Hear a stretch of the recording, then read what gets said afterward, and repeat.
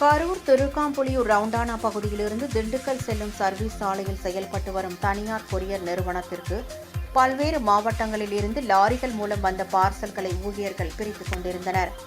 அப்போது பேட்டரி இருந்த பார்சலில் இருந்து திடீரென அதிக அளவில் புகை வெளியேறியது. இதனை கவனித்த ஊழியர்கள் உடனடியாக அந்த பார்சல் பெட்டியை அலுவலகத்திலிருந்து வெளியே எடுத்துச் சென்றபோது அது தீ பற்றி எரிய தொடங்கியது. உடனடியாக அந்த பார்சல் மீது தண்ணீர் ஊற்றி ஊழியர்கள் தீயை அணைத்தனர். இதனால் அப்பகுதியில் சிறிது நேரம் பரபரப்பு நிலவியது.